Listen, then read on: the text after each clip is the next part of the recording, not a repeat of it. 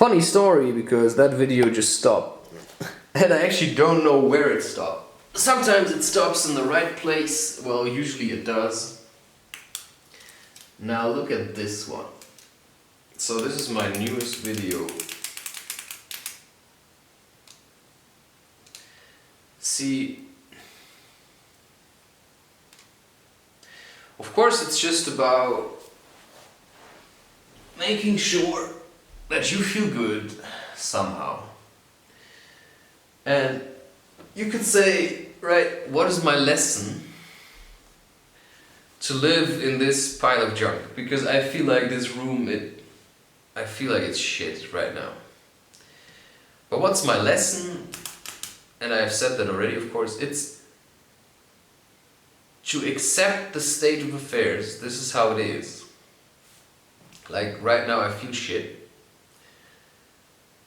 But to feel okay to feel like this. And also to feel okay to be right now, to be still a bit fat maybe, or chubby. Or maybe to feel okay that right now you're still gay.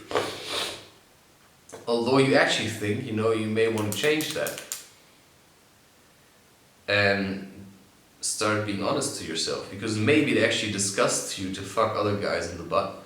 And maybe it disgusts you to be fucked in the butt. And maybe what you're really longing for is a soft woman, right? And to be a real father and to experience having a child together. So that means just reflecting and realizing, you know, what do I want this man to give me? What kind of male partner did I choose? And of course, as a woman, you can do the same. And what do I love that man for? And what do I want from him? And then you learn to give that to yourself. And maybe that's the point where you want to end the relationship, because once you realize that actually you're not gay, you just projected what you were missing as a man onto another man, and then, you know, you thought you have to love him now because you loved that man for what you actually wanted to be. And then you can stop pretending to be gay, because you're not, nobody's gay. It's just projection.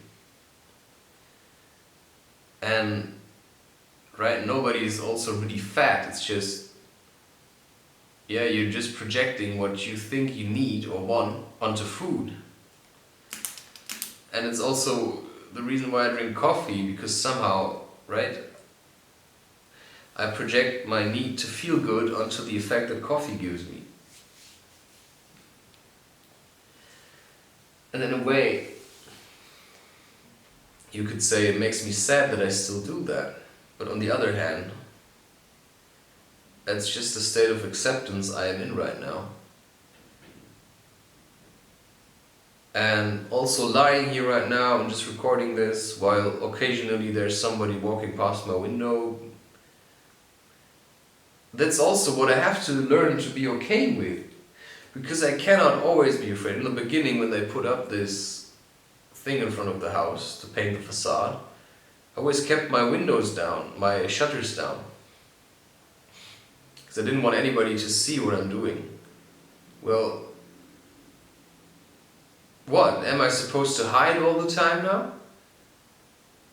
Because my dad expects me to help him, but I don't? Like, am I supposed to hide all the time now that my room is messy? Am I supposed to just keep it clean so that other people can think that, you know, I'm doing alright? Like, how many people do you know who keep their room clean, but on the inside they just feel completely shit? So for me, sometimes it's even a bit different. I feel alright. And that's why I feel alright with my room being like this. Because why should it bother me overly much? And that's why I don't want to change it in a hurry now, because then I'm trying to get rid of something. And it's the same with my, you could say, coffee addiction. But I'm also, you know, I'm just allowing it to continue.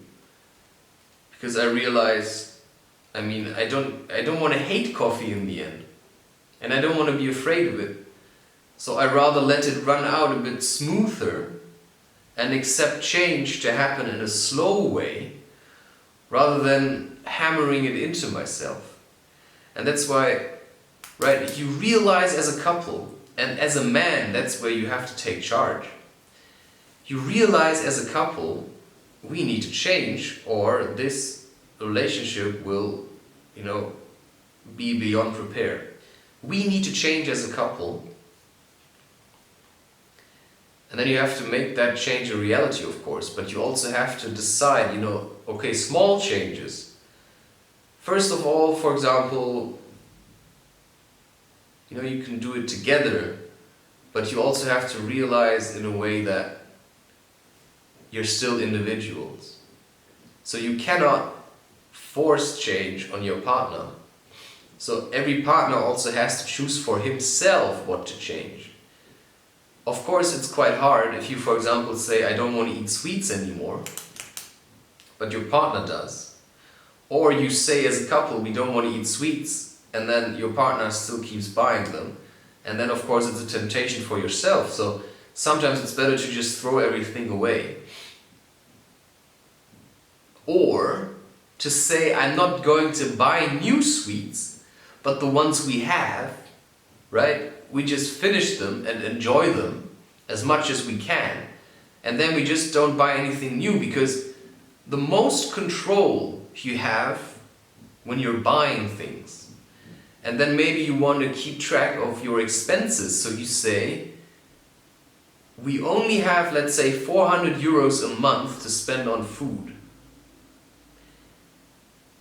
And then if you then have, to make a decision between buying like healthy stuff and unhealthy stuff, maybe you're going to think twice about buying that chocolate.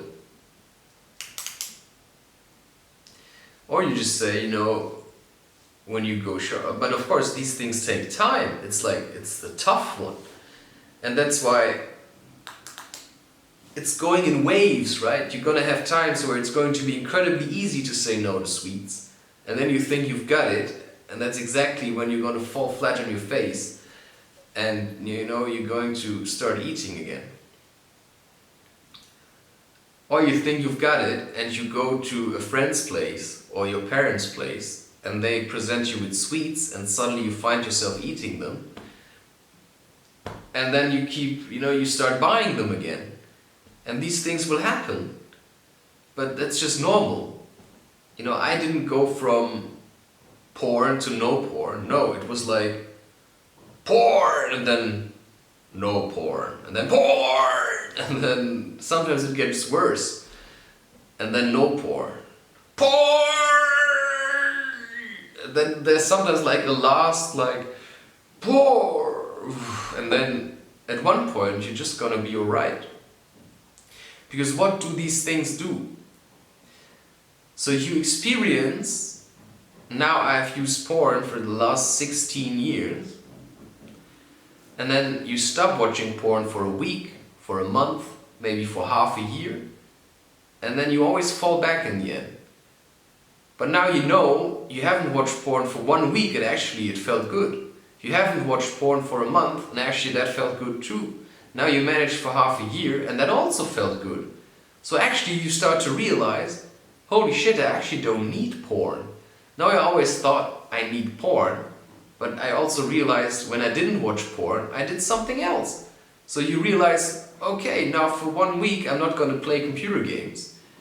And then you just learn to do other things instead, and that doesn't mean watching movies. So computer games and movies should be in the same kind of closet.